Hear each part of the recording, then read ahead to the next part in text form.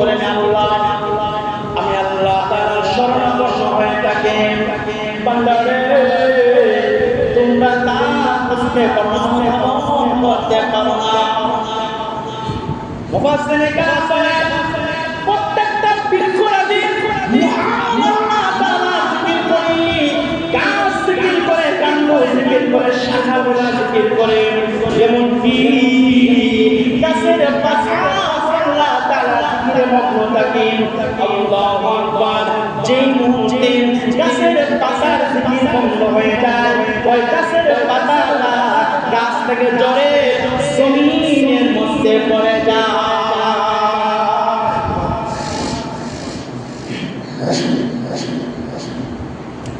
সেজন্য আল্লাহ রাব্বুল আলামিন কুরআনুল কারীমের মধ্যে জানায় দিলেন ইয়া আইয়ুহাল্লাযীনা আমানুযকুরুল্লাহা যিকরান কাসীরা আল্লাহ রাব্বুল আলামিন কুরআন বলেন বান্দারে ওয়াজকুরুল্লাহ আমি আল্লাহ তাআলাকে স্মরণ করো আমি আল্লাহ তাআলা জিকির করো জিকরান কাসীরা বেশি করে আমি মালিকের জিকিরে মগ্ন হয়ে যাই কি পরিমাণে জিকির করব কিসের সঙ্গে কি আল্লাহ তাআলা বলেন ওয়াসাব্বিহু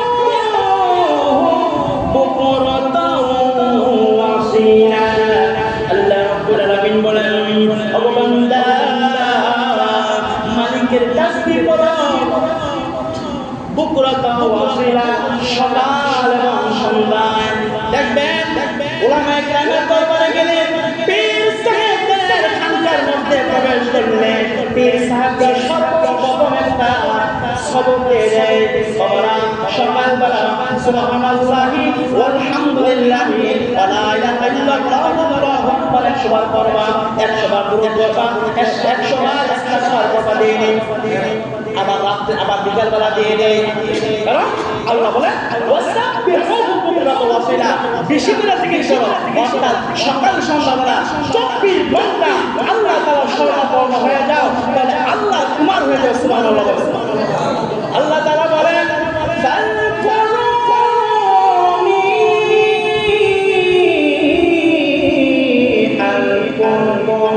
আল্লাহ বলেন বান্দারে তুমি যদি আমি মালিককে স্মরণ করো আমি মালিক তোমাকে উত্তম মস্তিষ্কে স্মরণ করবে সুবহানাল্লাহ সেজন্য পানের ভাইরা পৃথিবীর এমন বস্তু নাই যে বস্তু আল্লাহ তাআলা জিকির করে না আল্লাহু আকবার ইউনুস পয়গম্বরকে আল্লাহ রাব্বুল আলামিন একটা গ্রামের জন্য নবী বানায় পাঠাইছেন ওটা দেশের জন্য নবী বানায় পাঠাইছেন ইউনুস পয়গম্বর মুহাম্মদ তাআলার কালেমা লাগাতার অনেক বছর দিলেন আল্লাহু আকবার আল্লাহর পয়গম্বর দাওয়াত এত দাওয়াত দেওয়ার পরও তার উম্মতের একজন ঈমান আনে না বলেন নাউযুবিল্লাহ ইউনুস পয়গম্বর মুহাম্মদ তাআলার কাছে হাত জোড়া বললেন আপনার বান্দা গুলা আপনার উপরে ঈমান আনে না অমনি করে আল্লাহ রাব্বুল আলামিন মহান কোরআন বলেন ও পয়গম্বর আপনি তাদেরকে জানায় দেন তারা যদি ঈমান না আনে আমলকে ইসলাম না করে আমি মাত্র 3 দিনের ভিতরে তাদের মধ্যে আযাব পাঠাবো আযাবের কারণে ওই পুরো কওম ধ্বংস হয়ে যাবে নাউযুবিল্লাহ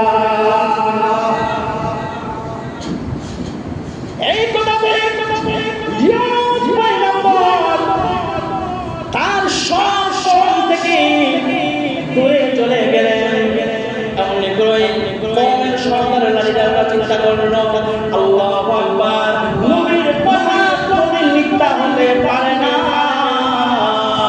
3 দিনের ভিতরে অবশ্যই আযাব চলে আসবে চলো না আমরা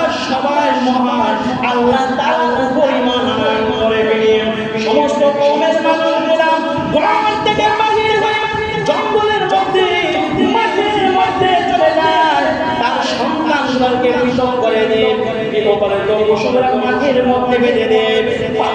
ওই পশুরা চিৎকার করে, সন্তানগুলো আমার জন্য চিৎকার করে, আর ওই মানুষগুলো আল্লাহ রাব্বুল আলামিনের দরবারে হাত পায়রা বলে, রব্বুল আলামিন ভুল করে ফেলেছি, ক্ষমা করে দাও। আমরা এই মুহূর্তে আল্লাহ তাআলা আমাদের মালিকের পরিমাণ আমল করলাম, আর কোনদিন আপনাকে কুরবানি করব না। আল্লাহ রাব্বুল আলামিন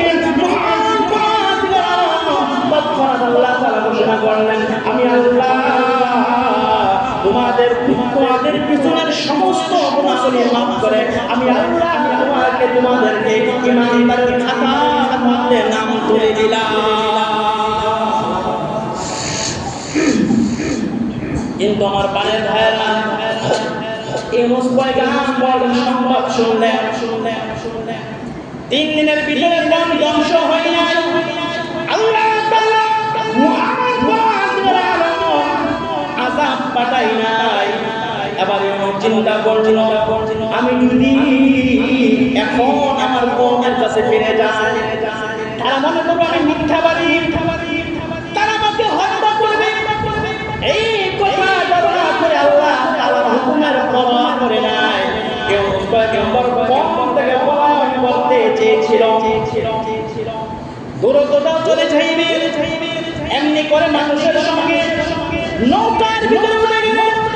নৌকা যখন নদীর মধ্য পথে গেলেন অথবা সাগরের মধ্যস্থলে চলে গেলেন, আল্লাহু আকবার, প্রচন্ড ঝড় স্টার্ট হয়ে যায়, ঝড় শুরু হয়ে যায়।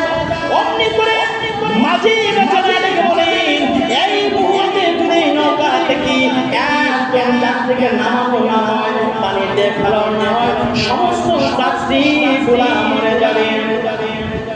আমার পানের কথা শুনেন, সমস্ত নৌকা থেকে কাকে নামাবেন এই জন্য লটারির ব্যবস্থা করা হয়েছে। লটারি দেওয়ার পরে সর্বপ্রথম ইউনূস পয়গম্বরের নাম উঠে যায়।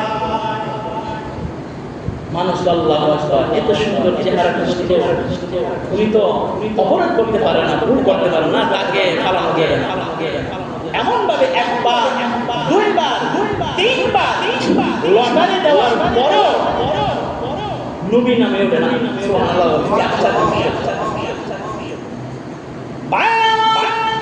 অমনি করে কারো কথার দিকে না তাকাইয়া, কোনো দ্বিধাদ্বন্দ্ব না কইরা, আল্লাহু আকবার, ইউনূস পয়গম্বর নিজ ইচ্ছায় ভূমি থেকে লাফ দিয়ে পানির মধ্যে পড়ে গেলেন।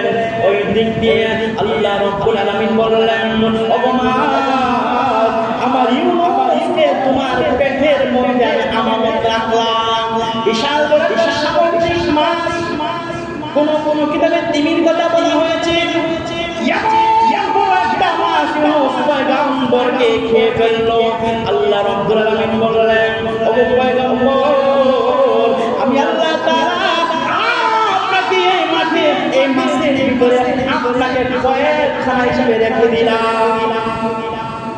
কয়েদখানা মানে খরচকে রেখে দিলাম। ইউনূস পয়গম্বর এবার মাছের পেটের পরে মনে মনে ধারণা করল, আমি তো মরে গেছি। কিন্তু না, হাত ধরে পা নাড়ানোর পরে পা ধরে ইউনূস পয়গম্বর বুঝতে পারলেন, আমি তো মরি না।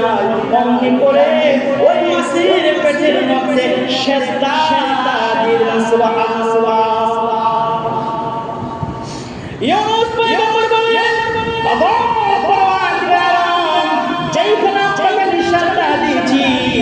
এর আগে কেউ সেজদা দেয় না, আমার বড় কেউ সেজদা দিবে না। প্রভু তুমি বড় মহান পরওয়ারদিগার। আল্লাহ রাব্বুল আলামিন ওই মাছটাকে হেলিকপ্টার মতো বানায় দিয়েছেন। সুবহানাল্লাহ বলেন। কিসের মতো? হেলিকপ্টার দেখছেন না? ভিতর থেকে বড় সব দেখা যায়, সব দেখা না? যে মাছটা ঘুরতে তার সব মানুষ পয়গম্বর দেখতেছে। আমার ভাই দীর্ঘ একদিন হওয়ার পরে মাছটা গভীরের দিকে চলে যায়।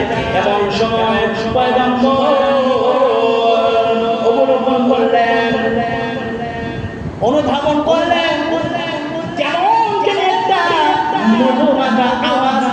মধ্যে চলে আসতেছে। আল্লাহু আকবার। পয়গম্বর ইউনুস বড় আশ্চর্য হয়ে গেলেন, হতভম্ব হয়ে গেলেন। আল্লাহ রাব্বুল আলামিন মুহাম্মদ জিবরিলকে পাঠিয়ে দিলেন। জিবরিল যাও আমার বন্ধুর কাছে, আমার বন্ধু কেন আশ্চর্য হয়ে গেল জানতে চান। অমনি করে জিবরিল আল্লাহ নবী আজকে অনেক দিন ধরে আপনি এই পানির নিচে বয়ে আছেন, কিন্তু এমন আশ্চর্য হন নাই, হতভম্ব হন নাই। আল্লাহ নবী কেন এমন আশ্চর্য বোধ করতেছেন? অমনি করে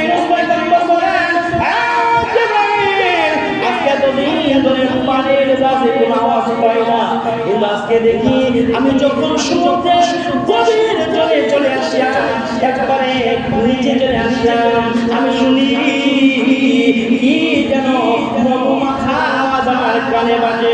জিবরাইল এই আওয়াজটা কিসের আওয়াজ? অমনি করে জিবরাইল বলেন, আপনি তো জানেন না, আপনি তো মধুমাখা আওয়াজ বলছিলেন।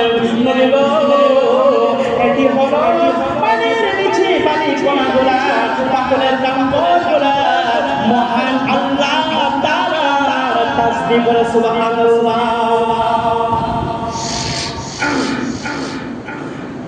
জিবরাইল বলে যে পানির নিচে পাথরের কণাগুলা কাম্পগুলা এটি কি করে? আল্লাহ জিকির করে। আর আপনি টনটন সংশোধন আওয়াজ শুনেন, টনটনার সংশোধন। যেমন আমরা শুনি ফজর নামাজ সময় দেখবেন যে শুরু করে ওয়াজ করে মোরগ আছে না, মোরগ কি করে কক কক কক দেখ না, আসলে কক কক কক সুবহ প্রত্যেকটা প্রাণী তার ভাষায় কি করে? আল্লাহ তাআলা জিকির করে। লা ইয়াফকাহুনা তাসবিহাহুম, যে তোমরা তা বুঝো না, সমস্ত প্রাণীগুলা মাখলুকগুলা আমি আল্লাহ তাআলা জিকির করে, অথচ তোমরা বুঝো না। আমরা কুকুরের ভাষা বলি, সেজন্য আমরা বুঝি না। বন্ধুরা অনেক পানির নিচে থেকে চিন্তা করতে লাগলেন। আল্লাহু আকবার। আল্লাহ রাব্বুল আলামিন ওই পাথরকে তার ইবাদতের জন্য বানায় না, পানি বানাতে ইবাদতের জন্য বানায় না, আমাকে ইবাদতের জন্য বানাইছে। আমি জিকির থেকে গাফেল হয়েছি। অমনি করে ইউনুস পয়গম্বর বলতে লাগলেন, লা ইলাহা ইল্লা আনতা সুবহানাকা ইন্নী কুনতু মিনাল যালিমিন।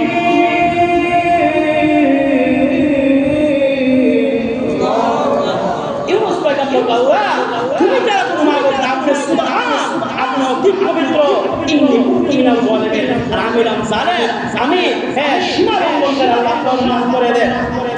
আল্লাহ তাআলা বলেন, ফাস্তাজাবনা লাহু ওয়া নাজাইনাহু মিনাল গাম্মি ওয়া কাযালিকা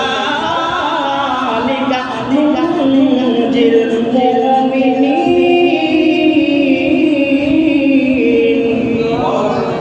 বন্ধুরা আল্লাহ তাআলা বলেন, মুসিবতের মধ্যে পড়ার পরে আমি আল্লাহকে বলে নাই, আমি আল্লাহ রাব্বুল আলামিনের জিকির করেছি, আমি আল্লাহ রাব্বুল আলামিনের দরবারে পানা চেয়েছি। আমি আল্লাহ তাআলা ইউনুসের ডাকে সাড়া দিয়া আমি ইউনুস পয়গম্বরকে চিন্তা মুক্ত করে দিলাম। সুবহানাল্লাহ। আল্লাহ রাব্বুল আলামিন মুহাম্মদ আলম বলেন, পৃথিবীর মানুষেরা ওয়া কাযালিকা নুনজিল মুমিনিন, যদি কোনো বান্দা মুসিবতে পড়ার পরে, রোগের মধ্যে পড়ার পরে, বিপদ আপদের মধ্যে পড়ে গেলে সে যদি আমি আল্লাহ তাআলার কাছে ক্ষমা চায়, আমি আল্লাহ তাআলার কাছে ক্ষমা চাই, আমি আল্লাহ যেমনি ভাবে ইউনুসকে মুক্ত করেছিলাম মুসিবত থেকে, আমি আমার মুমিন বান্দাদেরকে তেমনি ভাবে মুসিবত থেকে মুক্তি দান করব। সুবহানাল্লাহ।